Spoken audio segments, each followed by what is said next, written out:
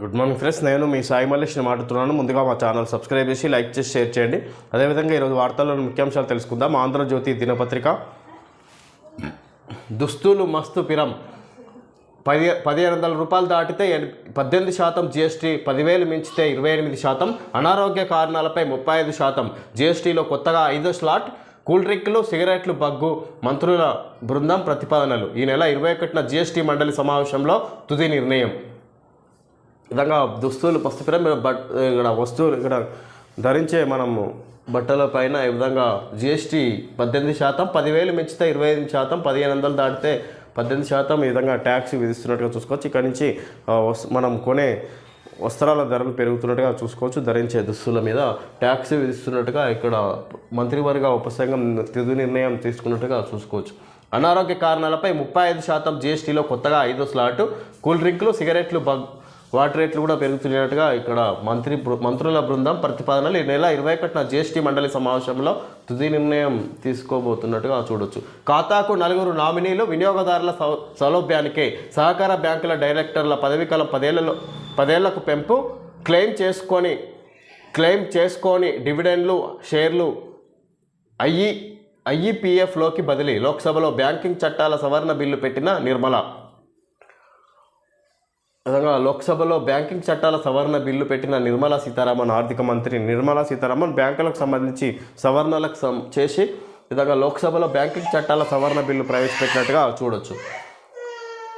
గుజరాత్కు వలసపోతారా, నిధులు తెస్తారా? కిషన్ రెడ్డికి సీఎం రేవంత్ రెడ్డి సవాల్. 2 సార్లు కేంద్ర మంత్రిగా ఎన్ని నిధులు తెచ్చారు?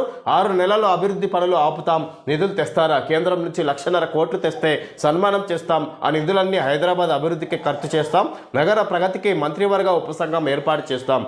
బీఆర్ఎస్ బీజేపీలు తమ ప్రణాళికలను దానికి ఇవ్వాలి, అడ్డుకోవాలని చూస్తే ఎలా ఎదుర్కోవాలో మాకు తెలుసు. ఎంత విష ప్రచారం చేసినా సర్కారు ఆదాయంలో వృద్ధి, ఒక్క రియల్ ఎస్టేట్ ఆదాయమే 29% పెరిగింది.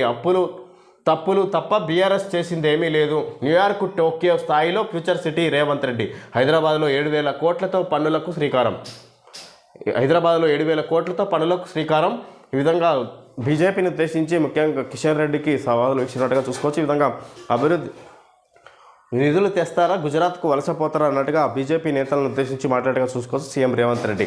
విధంగా కిషన్ రెడ్డికి సీఎం రేవంత్ రెడ్డి సవాల్. 2 సార్లు కేంద్ర మంత్రిగా ఎన్ని నిధులు తెచ్చారు? 2 సార్లు కేంద్ర మంత్రిగా పనిచేస్తున్నారు.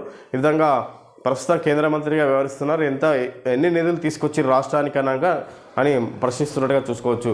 మేము పనులు ఆపుతాం, మీరు నిధులు తీసుకురండి, ఇక్కడ హైదరాబాద్ అభివృద్ధికి కేటాయిస్తాం, ఆ నిధులన్నీ తీసుకొచ్చినందుకు గాను సన్మానం చేస్తాం అన్నట్టుగా చెప్పుకొస్తారు సీఎం రేవంత్ రెడ్డి. కిషన్ రెడ్డిని ఉద్దేశించి మాట్లాడగా చూసుకోవచ్చు.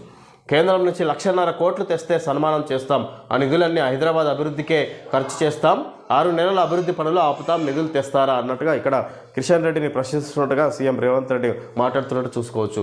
నగర ప్రగతికి మంత్రివర్గ ఉపసంఘం ఏర్పాటు చేస్తాం, బీఆర్ఎస్ బీజేపీలు తమ ప్రణాళికలను దానికి ఇవ్వాలి, నగర ప్రగతికి హైదరాబాద్ అభివృద్ధికి మంత్రివర్గ ఉపసంఘం ఏర్పాటు చేస్తాం, బీఆర్ఎస్ బీజేపీలు తమ ప్రణాళికలను దానికి ఇవ్వాలి, ఏ విధంగా అభివృద్ధికి తోడ్పడాలన్నట్టుగా CM Revanth Reddy BJP BRS ఉద్దేశించి మాట్లాడుతున్నట్టు చూసుకోవచ్చు. అడ్డుకోవాలని చూస్తే ఎలా ఎదుర్కోవాలో మాకు తెలుసు, ఎంత విష ప్రచారం చేసినా సర్కారు ఆదాయంలో వృద్ధి.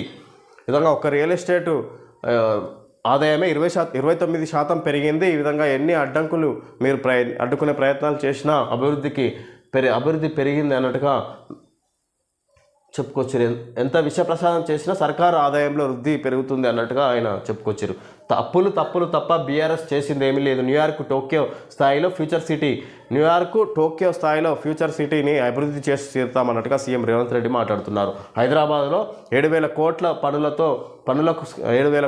పనులకు శ్రీకారం చేసినాం అన్నట్టుగా సీఎం రేవంత్ రెడ్డి సమావేశంలో మాట్లాడుతున్నారు. హైదరాబాద్ రైజింగ్ ఉత్సవాల్లో పారిశుద్ధ్య కార్మికులతో మాట్లాడుతున్న సీఎం రేవంత్. చిత్రంలో బట్టి గుజరాత్కు నరేంద్ర మోడీ గిఫ్ట్ సిటీ తీసుకుపోయిండు. తెలంగాణకు మీరు ఏం గిఫ్ట్ తీసుకొచ్చారు? 2వ కేంద్ర మంత్రి అయ్యారు, రాష్ట్రానికి ఎన్ని నిధులు తీసుకొచ్చారు? హైదరాబాద్ నగరంలో మెట్రో విస్తరణకు 35,000 కోట్లు కావాలి, మీరు ఎన్ని నిధులు తెస్తారు? హైదరాబాద్కు గోదావరి జలాల తరలింపునకు 7,000 కోట్లు కావాలి, కేంద్రం నుంచి మీరు ఎన్ని నిధులు తెస్తారు? రీజనల్ రింగ్ రోడ్డుకు, రేడియల్ రోడ్లకు 50,000 కోట్ల నిధులు కావాలి, కేంద్రం నుంచి మీరు ఎన్ని తీసుకొస్తారు? కిషన్ రెడ్డి మీరు నిధులు తెస్తారా, గుజరాత్కు వలస వెళ్తారా తేల్చుకోండి అంటూ కేంద్ర మంత్రి కిషన్ రెడ్డికి ముఖ్యమంత్రి రేవంత్ రెడ్డి సవాలు చేశారు. 1,50,000 కోట్ల రూపాయలతో హైదరాబాద్ అద్భుతమైన నగరంగా మారుతుందన్నారు. హైదరాబాద్ను అభివృద్ధి చేస్తే ఇక్కడి ప్రజలకు ఉపాధి పెరుగుతుందని తాము ప్రయత్నిస్తుంటే బీఆర్ఎస్ బీజేపీ నాయకులు అడ్డుకోవడానికి ప్రయత్నిస్తున్నారని విమర్శించారు. ఏడాది పాలన విజయోత్సవాల్లో భాగంగా నెక్లెస్ రోడ్డు వద్ద ఏర్పాటు చేసిన హైదరాబాద్ రైజింగ్ సభలో సీఎం రేవంత్ రెడ్డి పాల్గొన్నారు. హైదరాబాద్ నగర అభివృద్ధి లక్ష్యంగా 7,000 కోట్లతో చేపట్టిన వివిధ పనులను ఆయన ప్రారంభించారు. కిషన్ రెడ్డి మూసీలో పండుకొని మునగని కానీ మూసీ ఎంత దుర్భరంగా ఉందో ప్రధానిని ఒక్కసారి తీసుకొచ్చి చూపించగలరా, అభివృద్ధికి నిధులు ఇప్పించగలరా అని సూటిగా నిలదీశారు. మూసీ ఒడ్డున ఒక్కరోజు నిద్ర చేయడం కాదని నడిబొడ్డున రోజు కుటుంబంతో ఉంటే ఆయనకు విధంగా ముఖ్యంగా బీజేపీకి సంబంధించి కిషన్ రెడ్డిని ఉద్దేశించినట్టుగా మాట్లాడవచ్చు. ఈ విధంగా విజయోత్సవాల్లో భాగంగా ఏర్పాటు చేసిన నెక్లెస్ రోడ్డు ప్రాంతంలో ఈ విధంగా సభను ఏర్పాటు చేసిన సందర్భంగా సభలో పాల్గొని సీఎం రేవంత్ రెడ్డి మాట్లాడినట్టుగా చూసుకోవచ్చు. ఈ విధంగా హైదరాబాద్ అభివృద్ధికి 1,50,000 కోట్లు కావాలి, దానివల్ల ఇక్కడి ప్రజలకు ఉపాధి అవకాశాలు పెరుగుతాయనే ఉద్దేశంతో మేము హైదరాబాద్ను అభివృద్ధి చేయాలని చూస్తుంటే బీజేపీ బీఆర్ఎస్లు అడ్డుపడుతున్నాయి అన్నట్టుగా చెప్పుకొచ్చారు. వాళ్ళు ఎన్ని కుట్రలు చేసినా మేము వాళ్లకు తగిన రూపంలో సమాధానం చెప్తామన్నట్టుగా చెప్పుకొచ్చారు. ఈ విధంగా వివిధ 1,50,000 కోట్లకు సంబంధించి నిధులు తీసుకొస్తారా లేదంటే గుజరాత్కు వలస వెళ్తావా కిషన్ రెడ్డి అన్నట్టుగా విధంగా కిషన్ రెడ్డికి సవాల్ విసిరినట్టుగా చూసుకోవచ్చు. ఈ సభలో భాగంగా సీఎం రేవంత్ రెడ్డి పెద్దపల్లికి ముఖ్యమంత్రి వరాల జల్లు. నేడు జిల్లా కేంద్రంలో యువ వికాసం కార్యక్రమం 500 కోట్లతో పలు అభివృద్ధి పనులకు ఆమోదం. సభలో 9,007 మందికి ఉద్యోగ నియామక పత్రాలు. స్కిల్ వర్సిటీకి సంబంధించి 7 ఏజెన్సీలతో ఒప్పందాలు. పెద్దపల్లికి ముఖ్యమంత్రి వరాల జల్లు. నేడు జిల్లా కేంద్రంలో యువ వికాసం కార్యక్రమం 500 కోట్లతో పలు అభివృద్ధి పనులకు ఆమోదం. సభలో 9,007 మందికి ఉద్యోగ నియామక పత్రాలు. స్కిల్ వర్సిటీకి సంబంధించి 7 ఏజెన్సీలతో ఒప్పందాలు. ఇంతగా పెద్దపల్లికి ముఖ్యమంత్రి వరాల జల్లు. నేడు అక్కడ నగరంలో సభ ఏర్పాటు చేసే అవకాశం ఉన్నట్టుగా చూసుకోవచ్చు. యువ వికాస కార్యక్రమం 500 కోట్లతో పలు అభివృద్ధి పనులకు ఆమోదం. సభలో 9,007 మందికి ఉద్యోగ నియామక పత్రాలు. పెద్దపల్లిలో సభ నిర్వహించి అక్కడ 9,007 మందికి ఉద్యోగ నియామక పత్రాలు అందజేస్తున్నట్టుగా చూడవచ్చు సీఎం రేవంత్ రెడ్డి. స్కిల్ వర్సిటీకి సంబంధించి 7 ఏజెన్సీలతో ఒప్పందాలు. స్కిల్ వర్సిటీకి సంబంధించి 7 ఏజెన్సీలతో కూడా ఒప్పందాలు చేసుకోబోతున్నట్టుగా చూడవచ్చు. బిల్డ్ నౌ వ్యవస్థ ఆవిష్కరణ సందర్భంగా ఏఆర్ విజువలైజేషన్ను పరిశీలిస్తున్న శ్రీధర్ బాబు. రేరాతో బిల్డ్ నౌ అనుసంధానం మొబైల్ ఆధారిత సైట్ తనిఖీ యాప్. 5 నిమిషాల్లో డ్రాయింగ్ల పరిశీలన, 10 రోజుల్లో ఆక్యుపెన్సీ సర్టిఫికేట్. రాష్ట్రంలో వ్యాపార అనుకూల వాతావరణం. రియల్ ఎస్టేట్లో హైదరాబాద్ టాప్. బిల్డ్ నౌ ఆవిష్కరణలో మంత్రి శ్రీధర్ బాబు. భవనాల డ్రాయింగ్లను పరిశీలించాలంటే రోజుల తరబడి ఎదురు చూడాలి. ఆక్యుపెన్సీ కావాలంటే సుదీర్ఘకాలం వేచి చూడాలి. ఎక్కువ అంతస్తుల హైరైజ్ భవనాల డ్రాయింగ్ల ఆమోదం కోసమైతే నెలల తరబడి నిరీక్షించాలి. దరఖాస్తు చేసుకోవడం నుంచి ఫీజు చెల్లించడం వరకు ఎన్నో ఇబ్బందులు. వీటన్నిటికీ పరిష్కారం చూపుతూ భవన నిర్మాణాలకు లేఅవుట్ పర్మిషన్లకు నెలల తరబడి వేచి చూడాల్సి ఉంటుందంట. ఈ విధంగా ప్రభుత్వం నుంచి ఈ విధంగా దానికి సంబంధించి టెక్నాలజీని తీసుకొస్తున్నట్టుగా చూసుకోవచ్చు. ఇక్కడ దానికి సంబంధించి రెరాతో బిల్డ్ నౌ అనుసంధానం చేసి ఈ విధంగా లేఅవుట్ పర్మిషన్, అదేవిధంగా బిల్డింగ్ పర్మిషన్ కోసం ఈ విధంగా త్వరితగతిన ఆమోదం లభించడం కోసం కొత్త విధానాన్ని తీసుకొస్తున్నట్టుగా చూసుకోవచ్చు. దానికి సంబంధించి మొబైల్ ఆధారిత యాప్ను సైట్ తనిఖీ యాప్ను, మొబైల్ ఆధారిత సైట్ తనిఖీ యాప్ను 5 నిమిషాల్లో డ్రాయింగ్ పరిశీలన, 10 రోజుల్లో ఆక్యుపెన్సీ సర్టిఫికేట్. ఈ విధంగా రాష్ట్రంలో వ్యాపార అనుకూల వాతావరణం. రియల్ ఎస్టేట్ హైదరాబాద్లో టాప్ ఉందన్నట్టుగా ఇక్కడ మంత్రి శ్రీధరబాబు చెప్పుకొస్తారు. గోదావరి కావేరి అనుసంధానం. రాష్ట్రాల కోరికలన్నీ తీర్చలేం. 4 ఏళ్లుగా అవే వాదనలను వింటున్నాం. దేశ ప్రయోజనాల రీత్యా ముందుకు రండి, లేదంటే మొత్తం ప్రాజెక్టునే పక్కన పెడతాం. ఇంట్రా లింకులతో వస్తే సరే కేంద్ర ప్రభుత్వం. గోదావరి కావేరి అనుసంధానం. రాష్ట్రాల కోరికలన్నీ తీర్చలేం.